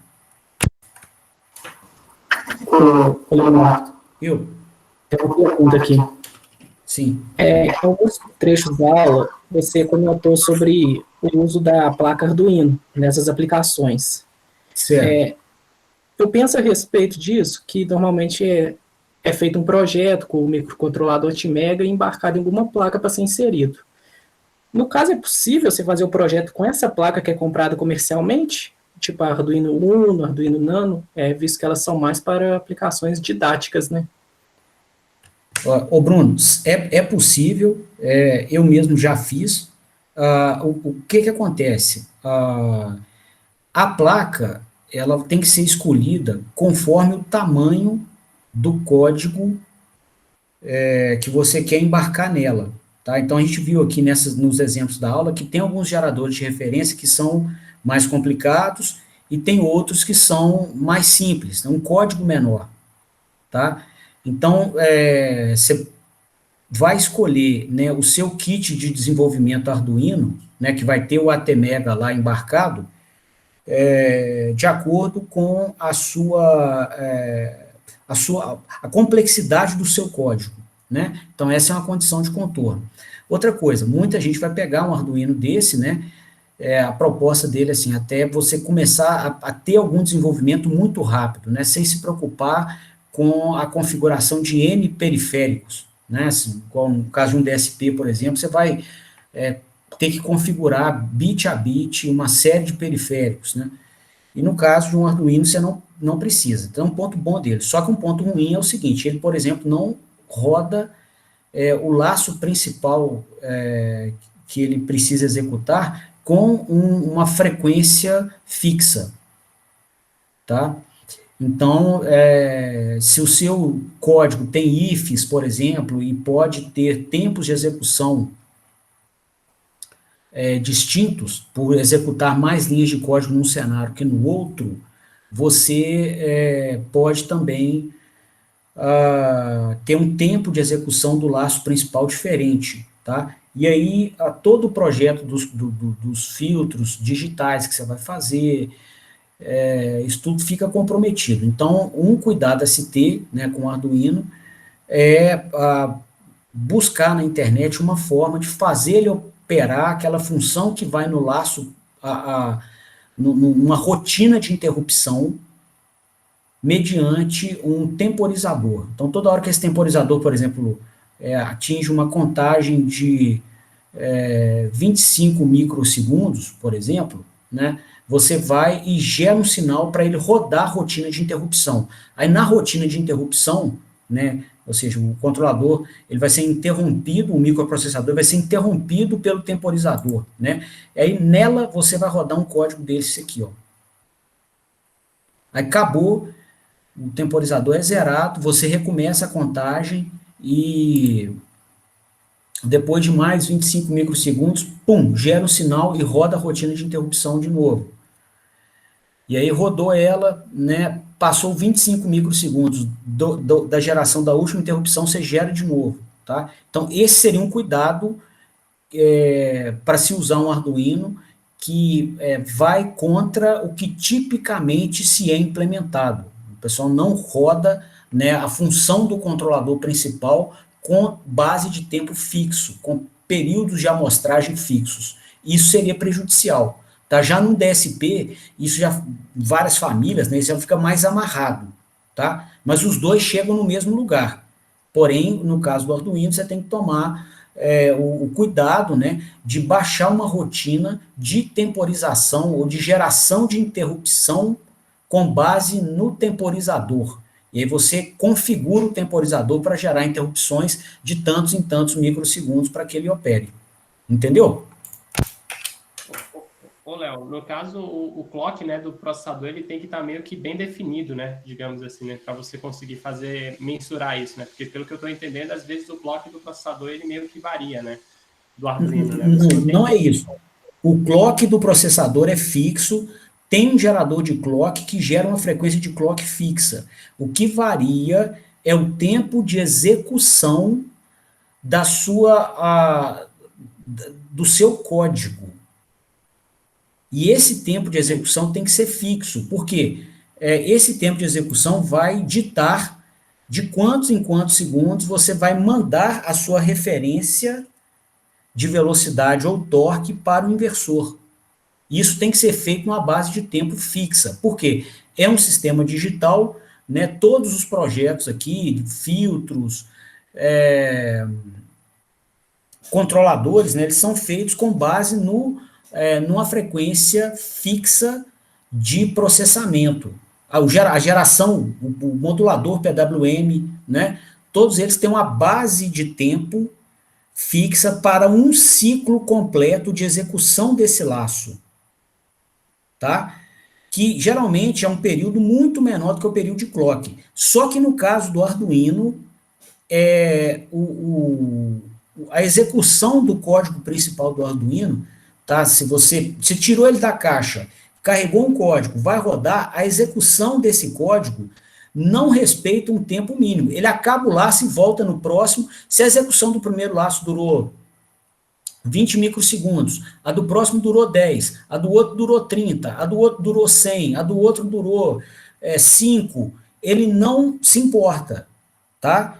Então, e isso seria um problema para essa implementação aqui, para essas implementações. Você tem que botar uma rotina que opere como um gerador de interrupções. Então, ele vai gerar um sinal de interrupção para chamar a atenção do microprocessador e dizer o seguinte, ó, para o que você estiver fazendo e dá atenção para mim, tá? E aí, você programa ele para que essa atenção seja né, dada para rodar o código do seu gerador de referências.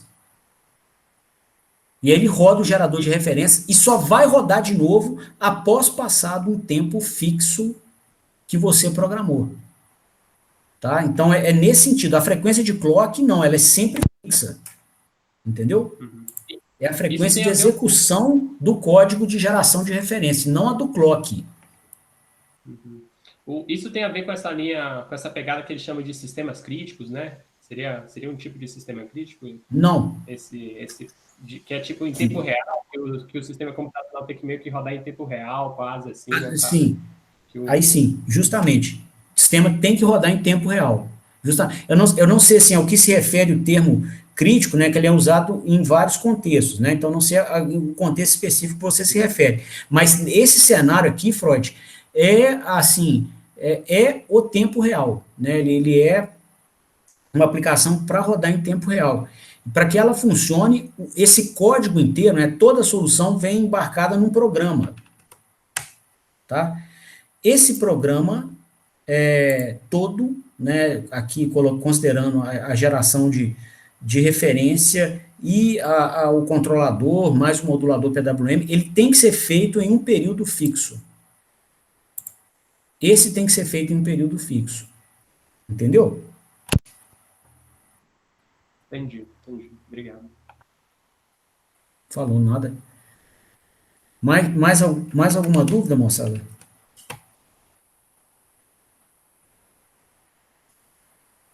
Bruno, você pegou aí, cara? Eu acabei cortando você, mano. Desculpa. Não, sem problema, Pode. Bom que uma pergunta complementa a outra. Mas eu fiz esse comentário, Leonardo, mas porque eu costumo ver bastante comentários de pessoas que falam que o Arduino não pode ser usado em ambientes industriais, em aplicações práticas. Ele é mais para, às vezes, desenvolvimento em meio acadêmico, que acaba criando esse preconceito, essa barreira. Aí, até um tempo atrás, eu estava mostrando para o Freud uma placa que chama CPB, que foi desenvolvida lá no Sul por uma empresa, que ela é uma expansão do Arduino. Eles expandiram o Arduino para uma aplicação mais robusta e ela é usada em acionamento de motores, várias aplicações deles. E eles mostraram que sim, que era possível até eu estar usando o Arduino, né? Mas não foi a mesma placa que é vendida comercialmente. Nós compramos nesses mercados livres da vida. Sim. Ô, Bruno, as restrições, cara, vão em cima da capacidade da placa microcontroladora, né? Então, é o seguinte, se ela consegue rodar o programa com um período fixo, então você roda a cada 10 microsegundos, depois 10 microsegundos você roda de novo, depois 10 você roda de novo. Então, ela te dá a oportunidade. Digamos, dentro desses 10 microsegundos, ela consegue rodar todo o seu código. Ela tem memória para armazenar todas as suas variáveis. Ela tem entradas e saídas analógicas para você poder mandar sinais para o inversor, né, pelas saídas analógicas dela, receber sinais de sensores pelas entradas analógicas, tá? Ela está sendo alimentada com tensão em uma faixa compatível com o que o manual pede, tá? Você projetou a plaquinha eletrônica que condiciona os sinais dos sensores sob premissas de compatibilidade eletromagnética, para não ficar acoplando sensor na placa, tá? Que aí se você acoplar ruído na placa, porque se você acoplar ruído, não importa se é DSP, se é Arduino, vai todos eles vão queimar. Então, quer dizer, você garantiu condições, as condições de execução do código, não importa se é DSP, se é Arduino, entendeu? O que pode nortear um comentário desse é que, normalmente, os Arduinos, por serem mais baratos, algumas famílias têm menor capacidade de processamento, menor memória, tá? E aí, em algumas aplicações, eles não atendem, mas são algumas aplicações de uso comercial, industrial, ou qualquer contexto. Não é por estar na indústria, é porque a aplicação exige dele uma capacidade de processamento da qual ele não foi fabricado, né, não foi projetado para entregar. Agora, tem outras placas, né, a Arduino Dui, por exemplo, é muito boa, ela tem uma excelente capacidade de processamento, tá? Pode substituir alguns DSPs em alguns contextos? Pode. Vão ter DSPs de maior capacidade de processamento? Vão ter também. Precisa dessa capacidade de processamento? Precisa. Então vai o DSP. Não precisa? Pode ser o Arduino. Não tem problema. Tá? Um cuidado, Bruno, que eu recomendaria seria não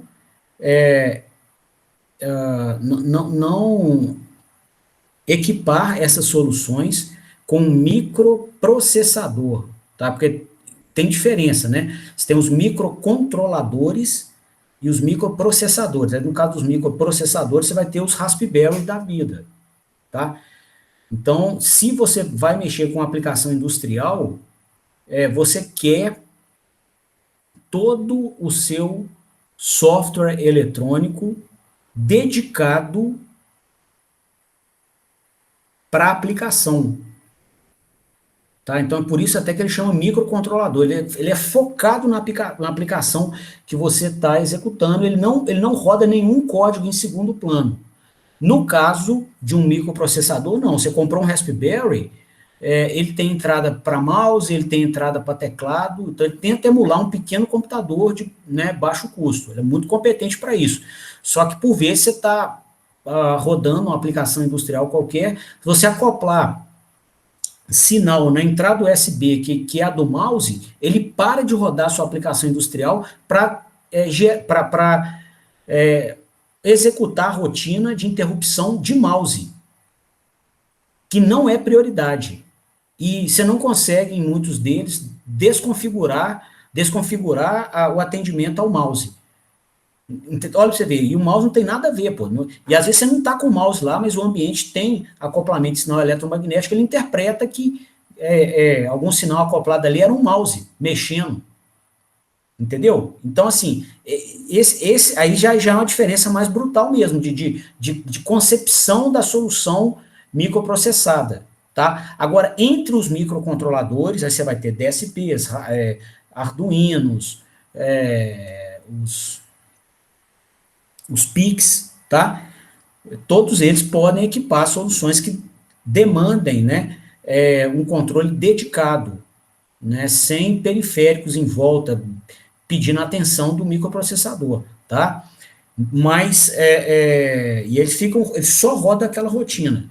Aí tem uma vasta gama de possíveis kits de desenvolvimento e possíveis unidades microprocessadas, né, chips microprocessadores que vão embarcar esses microcontroladores. Você tem que escolher um compatível com a sua aplicação. Tá? Igual eu falei, por capacidade de memória, capacidade de processamento, né, esse número de operações que ele faz por segundo, tá? Número de entradas analógicas que ele tem, de saídas analógicas. Tá? Então, é esse que seria o critério. Não é assim, Arduino é ruim na indústria e bom na escola. Isso não é por aí, não. Não tem nada a ver isso, não, tá?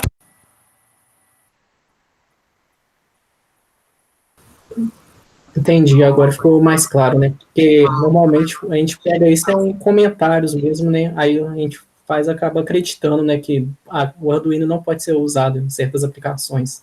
Mas agora até me derrubou essa barreira que eu tinha. Beleza. Mais alguma dúvida, moçada? Vocês querem esclarecer?